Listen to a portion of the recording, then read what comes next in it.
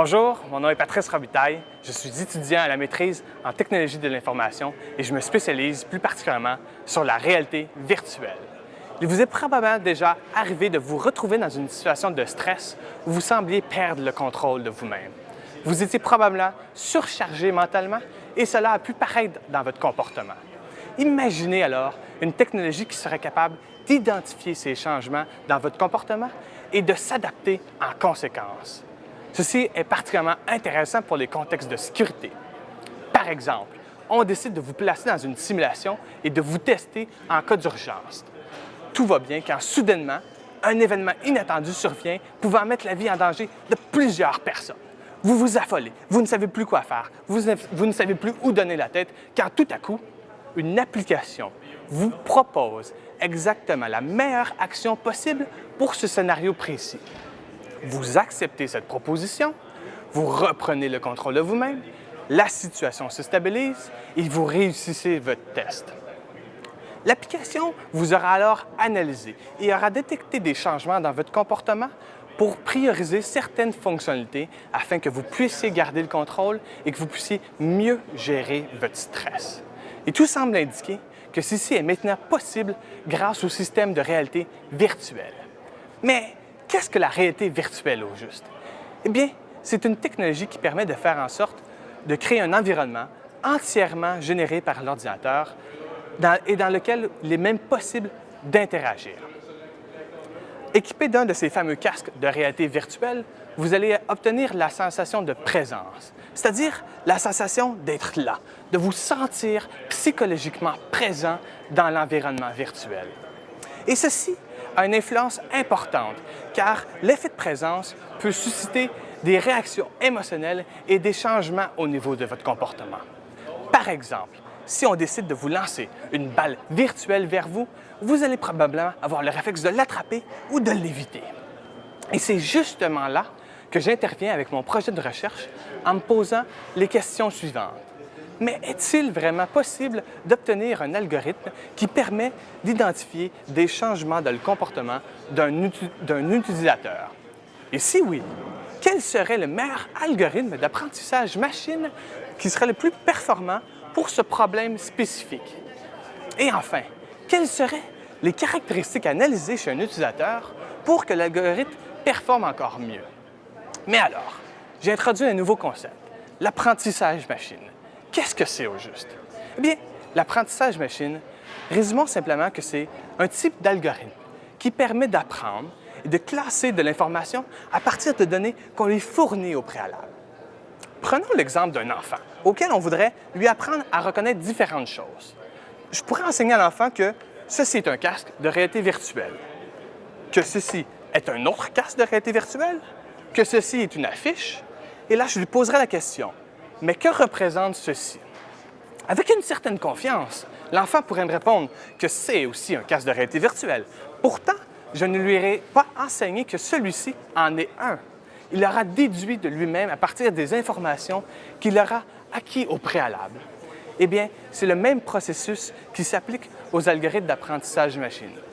On leur fournit des données qui sont déjà catégorisées et associées à une information, à l'identification d'un objet, et en leur proposant de nouvelles données, on peut vérifier si ces algorithmes réussissent à bien classer les informations en fonction de ce qu'ils ont appris. Entrons dans le détail de mon projet pour comprendre comment j'ai fonctionné. Alors, j'ai effectué une capture de données sur une dizaine de participants en utilisant deux types de capteurs. D'abord, des capteurs de mouvement et deuxièmement, des capteurs physiologiques. Il faut comprendre qu'un système de réalité virtuelle est déjà bourré de capteurs pour fonctionner. Ce genre de système utilise des capteurs pour mesurer la position de l'utilisateur dans l'espace, la vitesse de ses déplacements, son orientation, tout ceci en prenant en compte le facteur temps. Donc, dans mon cas, j'ai utilisé 6 zones de capture de mouvement sur un utilisateur. En utilisant une première zone est la tête en utilisant un casque de réalité virtuelle.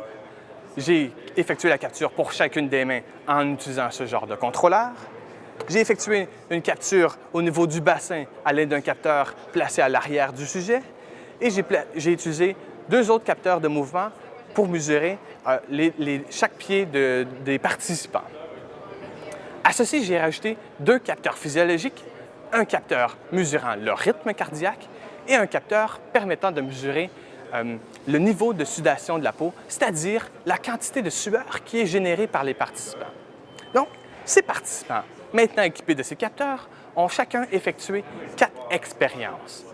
La première expérience est un jeu d'observation dans un environnement calme.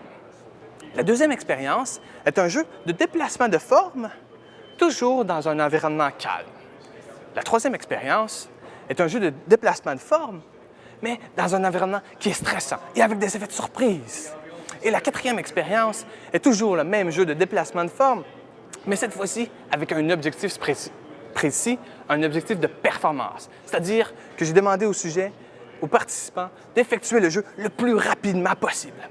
Donc, chacune de ces expériences ont mesuré un niveau de stress qui était différent. Maintenant que j'ai collecté plusieurs heures de données brutes, j'ai effectué plusieurs calculs mathématiques très savants pour obtenir de l'information qui m'est utile. Par exemple, l'accélération dans les mouvements, la distance des membres les uns par rapport aux autres, l'orientation des membres les uns par rapport aux autres, la symétrie dans les mouvements, la courbure dans les mouvements, et j'en passe. Maintenant équipé de ces informations utiles, j'ai décidé de séparer mes données en 2 sous-ensembles. Un premier sous-ensemble composé de 66 % de mes données et le sous-ensemble d'entraînement. C'est-à-dire que chaque donnée est associée à un niveau de stress, à un scénario que les participants ont testé au préalable. C'est ce sous-ensemble que je fournis aux algorithmes d'apprentissage machine pour qu'elles apprennent à classer l'information en fonction des scénarios et du niveau de stress que les participants ont vécu. Mon deuxième sous-ensemble, composé de 30 % des données restantes, n'est pas associé au scénario et au niveau de stress des participants. Moi, je connais leur association, mais je demande à l'algorithme de tester ces données et de me dire à quel scénario, quel niveau de stress est associé pour chaque chute de données. Ce qui me permet de vérifier si mes algorithmes d'apprentissage ont bien appris. Et heureusement, il y en a un qui a permis de se démarquer du lot. Dans les meilleures conditions, avec les meilleurs paramètres, il a réussi à atteindre une note de classification, de reconnaissance de stress et des mouvements allant jusqu'à 89 %, ce qui est excellent. J'ai même décidé de pousser mon analyse un peu plus loin pour comprendre quels sont les facteurs qui influencent le plus le résultat. J'ai même découvert que si j'utilise seulement les données du haut du corps, c'est-à-dire en utilisant les mains et la tête, je peux obtenir des résultats allant jusqu'à 60 % de classification du niveau de stress et des scénarios. Sur l'ensemble des tests que j'ai effectués, si j'ajoutais les données physiologiques, les résultats pouvaient augmenter jusqu'à 20 %. J'ai même découvert que si j'utilise des données qui sont moyennées sur une durée de 1 seconde, eh bien, j'obtiens les meilleurs résultats. Avec mon projet, j'ai donc permis de valider qu'il est possible d'effectuer de la reconnaissance au niveau des changements de comportement des utilisateurs de réalité virtuelle. J'ai donc contribué à l'avancement d'une meilleure interaction entre les humains et les machines. Merci pour votre écoute.